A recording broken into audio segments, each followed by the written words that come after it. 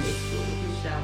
I'm Dr. Michelle Myers, and each week I engage in a study of God's Word using the R.H. Boyd Heritage Collection Outline.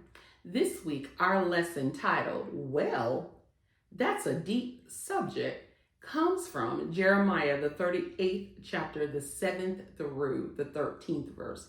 The lesson is broken into three parts. The first part of the lesson, titled Courageous Advocacy for God's Prophet, comes from the 7th through the 9th verse. The second part of the lesson, which is titled Wisdom in Righteous Action, comes from the 10th and the 11th verse.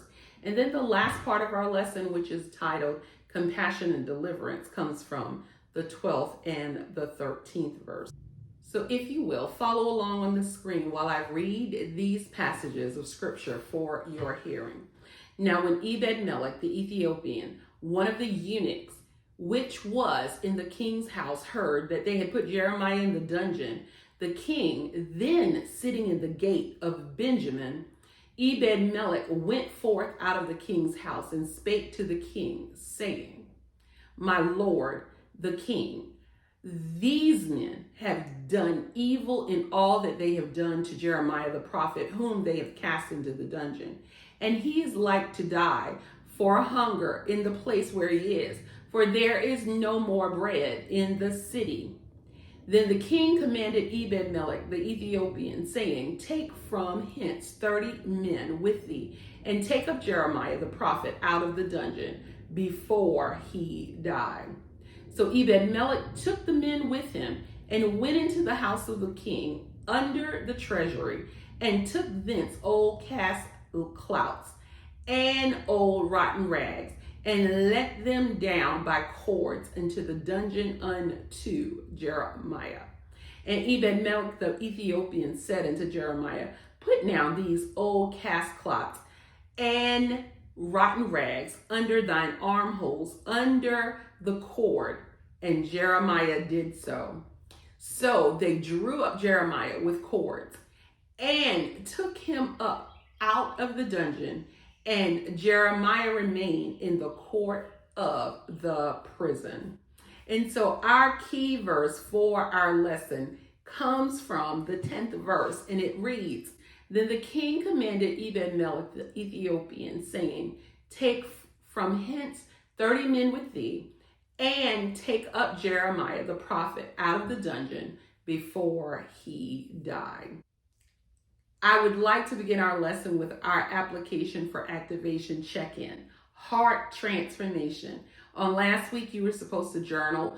There were two sides of your journal, one with the stone tablet and one with the heart transformation. On the stone tablet side, you were supposed to write some of those things that you know are recorded in God's word that you still struggle with. And then on the heart transformation side, you were supposed to imagine living with a renewed heart where that thing is no longer a problem. If you will, go ahead and drop it in the chat, anything that you would like to share. But now let us go into our lesson. And I'd like to give us just a little bit of background information to help us with the context, and then we'll go unpacking our verses. And so this passage of scripture takes place during the final days of the kingdom of Judah, just before Jerusalem falls to the hand of the Babylonians around 586 BCE.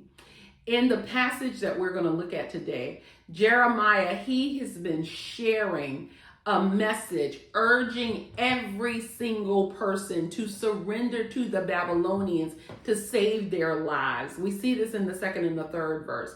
However, this message was very unpopular. The prince of Judah asked King Zedekiah to execute Jeremiah because of the message that Jeremiah was spreading. The prince felt that it was bad for the morale of those who were, defending the city. And so he goes to the king and asks the king to let them take care of this very troublesome prophet. And we see this in the 5th verse. They end up putting Jeremiah into an empty cistern, leaving him there to die of hunger and exposure. And we see this in the 6th verse. However, Ebed-Melech, who is an Ethiopian, he believes Jeremiah and his message, and he goes to the king to advocate for Jeremiah's life. Ebed-Melech's compassion and boldness outshines any concern that he had for his own safety at the hands of the palace officials. And so this was a very great personal risk of Ebed-Melech to go and confront King Zedekiah, but he was determined that it was well worth the risk.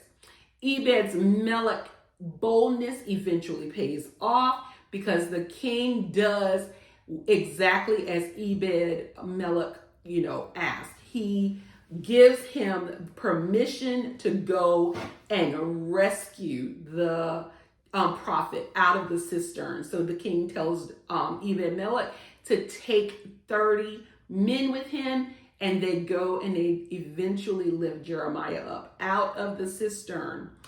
And then we will see that in the 15th through the 18th verse, if you read on down there, you will see that God speaks through Jeremiah a blessing that protects Ebed-Melech during the Babylonian conquest of Jerusalem. So God promised him safety, saying, I will rescue you because you trust in me. And so now let us go into the question, because I think that Ebed-Melech gives us a very important example to follow. And my question is, what does Ebed-Melech teach us about courage in the face of fear and hierarchy? And I will come at the end and answer that from my perspective. But let us now dig into part one of our lesson, which comes from the 7th through the 9th verse, and it's titled, Courageous Advocacy for God's Prophet. So Ebed-Melech, the Ethiopian, he was a foreigner in a high-ranking palace position because he had access to the king. He was an outsider by nationality, however, as well as status.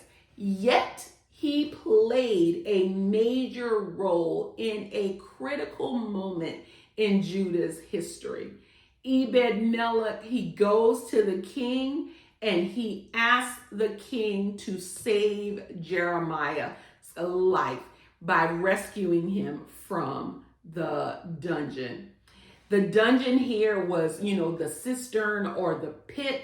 It was muddy, it was miry, it was damp, and it was deadly. So here we see in verse 8 that Ebed-Melech took initiative and intentional action. He leaves the comfort of the palace and goes to the place where the king is.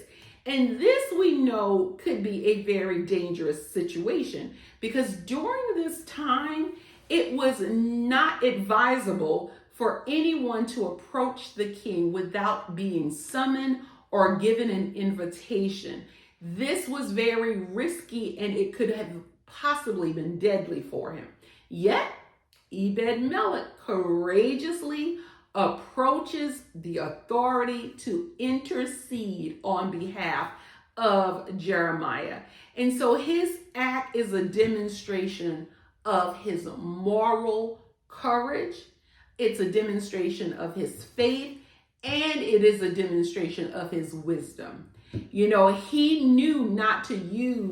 he knew how to use his access to the king for good.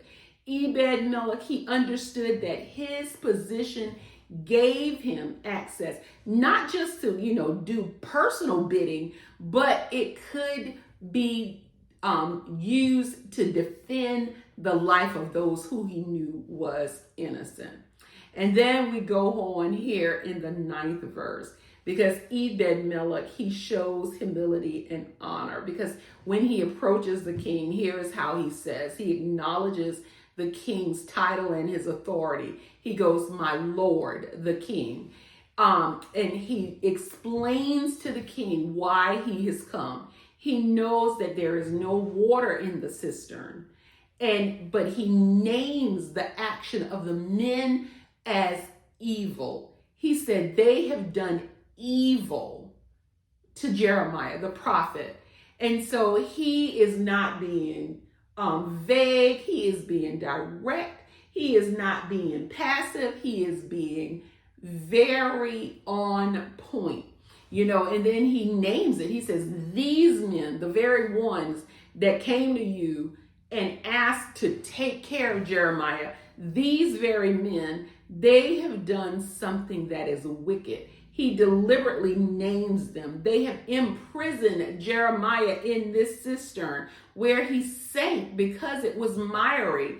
And then they've left him there to die. There is no bread in the land. Jeremiah is going to starve to death. Ebed-Melech now reminds the king of this reality. He is urging the king to do something about it. Like, you're the one who's in authority. You're the one who, if you say a word, we have to abide.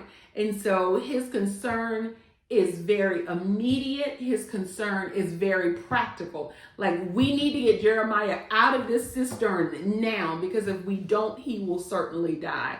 And so he, points out that there's food shortage in the land, and Jeremiah is certainly going to die if he is left there. Now, this brings us to part 2 of our lesson, which is wisdom in righteous action. And this is the 10th and the 11th verse. So here in the 10th verse, the king could have simply ignored Ebed-Melech, right? He could have said, get away, I don't have time for that. He could have punished him, or he could have delayed the action. We'll get Jeremiah out someday.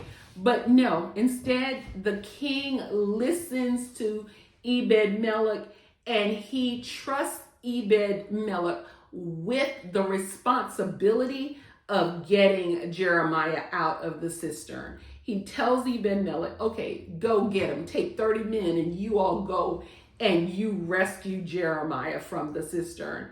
And when you want to ask, like, why did it require 30 men? Well, when you look at, different Bible commentaries, they say sometimes it's 3 men or sometimes it's 30. But there are 2 reasons why it could have been the 30, was because getting Jeremiah out of the cistern would have probably posed a physical challenge, because the cistern could have been very deep. It could have been very muddy. And so Jeremiah being in there would have required, like a fragile, careful lifting. So that could have very well been one of the reasons why 30 men went. And then the other reason may have been because some of those officials didn't want Jeremiah to be rescued. And so they might have posed an immediate threat to Ebed-Melech. So this could have been a way that, these 30 men would help stand guard to make sure that Ebed-Melech didn't fall into the hands of harm. They could have provided the protection. There's always strength in number. And then we go on to the 11th verse, and here we see that Ebed-Melech, he immediately obeys the king's command, and he goes, and gets all of the resources that he needs so that he can make sure that he gets, Jeremiah out.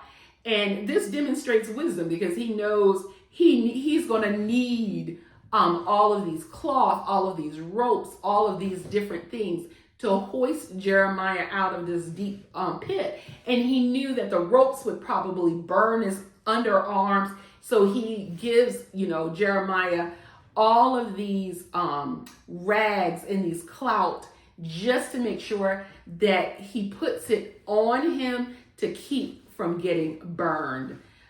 And so this now brings us to the 3rd part of our lesson, and it's compassion in deliverance, which comes from the 12th through the 13th verse. And here we see in the 12th verse that Jeremiah, he was weak and exhausted. He does exactly what Ebed-Melech instructs him to do. So he goes and he, puts the cloth where Ebed-Melech tells him to put the cloth, and they then, put down the rope so that he can be hoisted out. And what this shows here is that Jeremiah, being the prophet, that he, trusted Ebed-Melech. Jeremiah recognized the care behind Ebed-Melech's action. And because of that, he trusted him. And then it goes to verse 13, because here we see that this was the fulfillment of everything that we saw building up from verse 7, that they actually rescued Jeremiah the prophet, that the cords that they used, those cords were symbolizing deliverance. They were pulling Jeremiah out of a pit, out of darkness, out of mud, out of hopelessness, out of a hole that was certainly going to bring him an end. And then they brought him up. Jeremiah had been rejected. He had been abandoned. He had been silenced because no one wanted to hear his message. They didn't want to hear that they needed to surrender. But here, when we see that they actually brought Jeremiah out of this cistern, they restore him to the purpose that was set over his life, and they restore him so that he can now, carry forth this message far and wide. And so this brings me now back to the question that I asked us at the beginning to consider. What does Ebed-Melech teach us about courage in the face of fear and hierarchy? And I would say he teaches us a lot. The first thing that we can see, he spoke truth to power. Courage means that we stand up for what's right, even when it challenges someone who is in a position of authority, or if it challenges a popular opinion. And so for us, what we can take, because I think this is very applicable for us very much in these current contexts in which we live, we can respectfully confront wrong decisions, even if it means that we have to disagree with people who are in positions of power and leadership. A second thing Ebed-Melech teaches us is that he acted despite personal risk. Like, he went before the king without being summoned, without having an invitation. And so real courage isn't the absence of fear. It is doing what is right despite the fear. And so for us in our current context, it is when we act with conviction rather than comfort. It is trusting that God is going to protect us, and we should take the risk for what is right and what is truthful. A third thing that we can learn from this is that we need to use wisdom like Ebed-Melech did in his approach. Courage doesn't have to be reckless. It can be wise, respectful, and strategic. And so for us, what this means is that we can speak up, but we can do it thoughtfully. We can do it respectfully. We can combine it with boldness and discernment. We don't have to fly off the case, but we certainly need to speak up. Speak. Do not sit in silence, right? And then a fourth thing that we can understand, or a lesson that we have learned from Ebed-Melech, is that he showed compassion while acting bravely. Courage isn't just about strength. It's kindness in action. Compassion fuels moral bravery. And so for us, what we can take as we apply this to our life is that I will let my empathy guide my courage, ensuring that my action helps and not harm. So when you are empathetic, let's make sure that it guides you to do those things in a way that is courageous but not reckless. Next thing that we can take from this lesson and learn from Ebed-Melech is that he acted when others stayed silent. Courage means not waiting for others' approval before doing the right thing. For us, what this means is that we shouldn't let fear of standing alone stop us from doing what honors God and help others. If you have to stand by yourself on the foundation of truth and righteousness, it is better than standing in a crowd on something that is not of God. Because even when you stand by yourself, God is always there. So don't let, anything keep you quiet just because nobody else is doing it. Another thing that we can take as a lesson from Ebed-Melech is that he used what he had to make a difference. We see that courage often works through small, practical steps of obedience, not grand gestures. He didn't wait until he had, built a ladder to climb down. He was like, what do I have immediately? What resources do I now possess that I can use in a way that is going to help me accomplish the goal that I have? And so for us, this says we don't have to wait for grand gestures. We can use what we have. And so I will use whatever influence, whatever skills, whatever resources I have to bring about justice and relief where it is needed. Okay? And then the last thing that we can take from Ebed-Melech is that his courage inspired deliverance and change. So for him, we can see that, this teaches us that a person's faith-filled courage can create a ripple effect of hope and restoration. And for us, what we need to understand is that our obedience might be the key to someone else's breakthrough. So we have to take opportunities to act. And acting may mean that, yes, we stand up courageously, trusting that God will supply everything we need, when we need it, how we need it, to do that which we know needs to be done, because we will not allow injustice to prevail. All right, man. So there are powerful teachings that this, Ethiopian eunuch teach us that are applicable for where we are currently.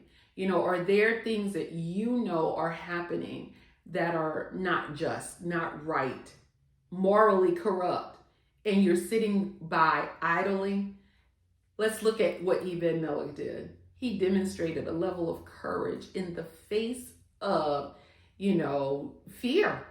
And because of it, he restores Jeremiah to Jeremiah's purpose, and Ebed-Melech eventually gets a blessing from God for demonstrating courage. All right, so now this brings us to our key takeaways for our lesson for this week. And the first key takeaway is God can use ordinary people to do extraordinary things. Ebed-Melech was an ordinary person that God used.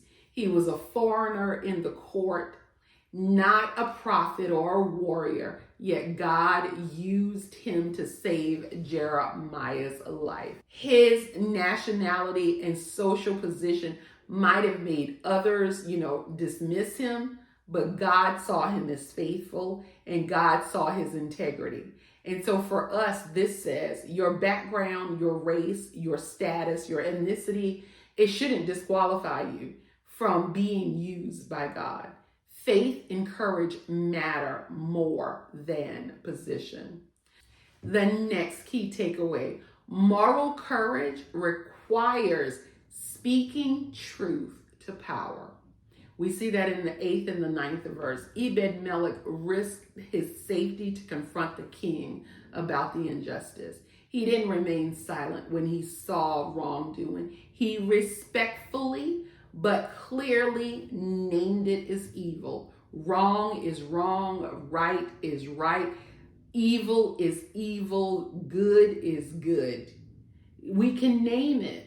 And so for us, the principle that we can take is that godly courage means standing up for what is right, even when it's unpopular or dangerous, even when we have to do it all by ourselves. Another key takeaway we can take is compassion should move us to action, not just emotion. And we see this in the 9th verse. Ebed-Melech, he understood that Jeremiah was probably going to die of hunger, and he felt sorry for him, but that moved him to action. He goes, his compassion made him act.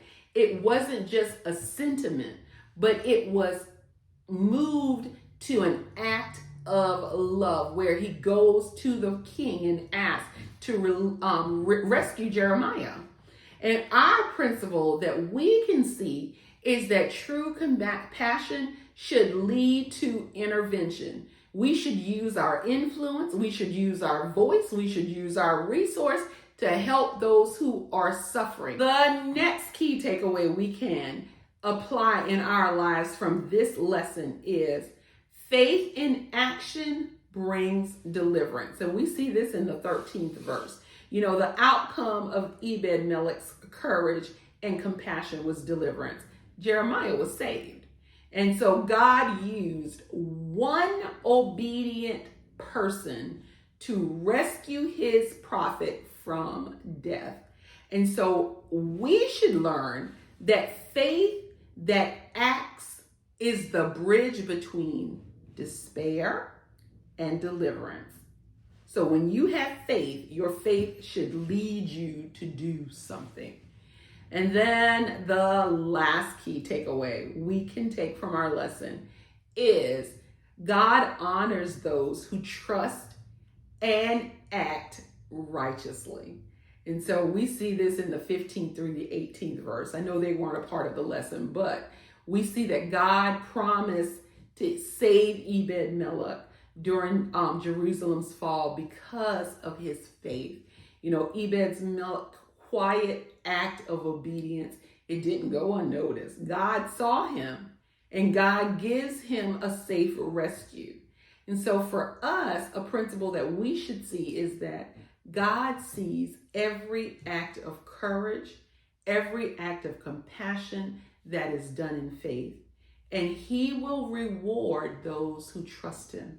We may not see it here on this side of eternity, but he will certainly reward us for all of our acts, whether good or bad. All right, so this now brings me to our application for activation, and it's titled, Who's in the Pit? So in this application, what I want you to do is I would like for you to get your journal, and I want you to reflect on who in your life, it could be someone in your family, friends, close neighbor, it could be someone on your work, in your workplace, somebody in your community. But I want you to reflect on who that person might be that is in a pit right now. And when we think about a pit is a space of deep despair. So it could be a person experiencing financial hardship. It could be a person who's experiencing, mental or emotional drain. It could be a person who's, physically drained. I would say, think about that. What is that pit? That's the discouraged, forgotten person who's struggling. And then I want you to think about what can you do to lift that person up out of that pit. And then what will you do this week? You're going to write practical steps that you could take and actually do that. I know that I have several folks in my life that are in pits because of all of the political turmoil that is going on right now. And there are things that I know that I will do this week to ensure that they know that I see them, I hear them, I understand, I sympathize, and I want them to know that they have a shoulder that they can come to cry on. All right. This now brings us to our lesson for next week. But I say before, please make sure you subscribe to my YouTube channel so you can get these videos as soon as they're posted. I am told by Bible scholars that they are so very helpful in you preparing your Sunday school lesson for your congregation. Please make sure that you just get them, interact with the channel. The more action we get on the channel, the farther the reach. Our lesson for next week, it comes from 2 Kings, the 24th chapter, the 18th verse through the 25th chapter, the 9th verse. And the title is, We've Fallen and We Can't Get Up. So I say to you, if you enjoy these lessons and want to discuss it with other Bible scholars, I invite you to join us on Tuesday nights at 7:00 p.m. Eastern Standard Time via Zoom. The way to dial is, if you have a Zoom account, just put in the meeting ID. The number is 881-6674-1258. Passcode when prompted is 647692. Or just copy this meeting link into your browser and we will certainly let you into the room. Or you can dial in. The number to dial is 1-646-558-8656. When prompted, the meeting ID is 881-6674-1258. And then the passcode when prompted is 647692. I send for you love, peace, and light, and I will see